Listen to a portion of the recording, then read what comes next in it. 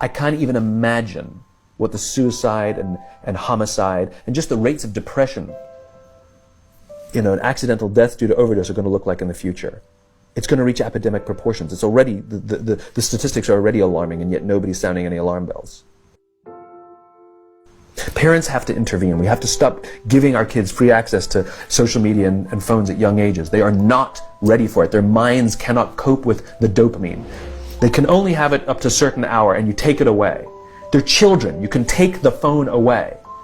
We've got to intervene as parents. But as companies, we now have to deal with the influx of kids that are coming into our companies with addiction. Watch, I see it all the time. Walk through any office. You'll see the older employees have their phones on the sides of their computers as they're working. You'll see the youngest employees have their phones face up in front of their keyboards between their arms as they're working. And this is how they work.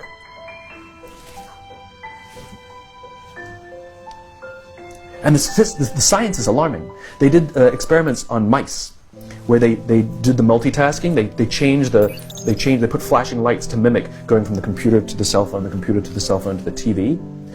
The mice that were exposed to the changing lights, it took them 3 times longer to solve a maze than the mice that weren't, and the damage was permanent. There is a subconscious reaction to these devices when we use them, okay?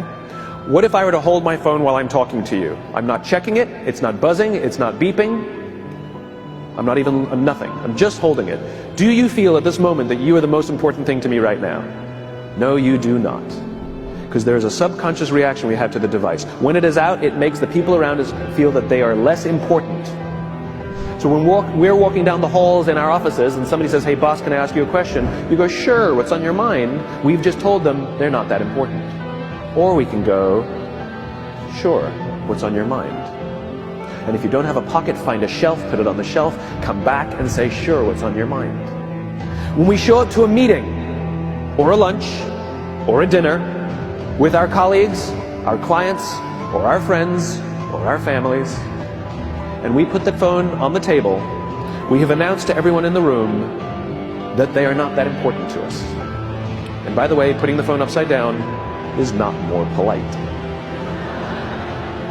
My favorite one is when the meeting or at a lunch with someone, that the phone will ring and the caller ID will pop up and they will go, I'm not going to get it. Oh, so magnanimous! Oh, lucky to eat with you today. Or they could just put the damn thing away. You can tell how addicted we are. When somebody pulls out their phone when you're with them, how uncomfortable does that make us feel? You're walking down the street with someone, they pull their phone out. We feel stupid, so what do? We pull our phones out. We're so addicted. Somebody goes to the bathroom when we're at dinner, and what do we have to sit there by ourselves? God forbid we should look around the room for 5 minutes. We pull our phones out.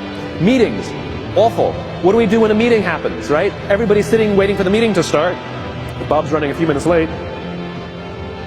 Bob's here? Okay, start the meeting. Do you know when relationships are built?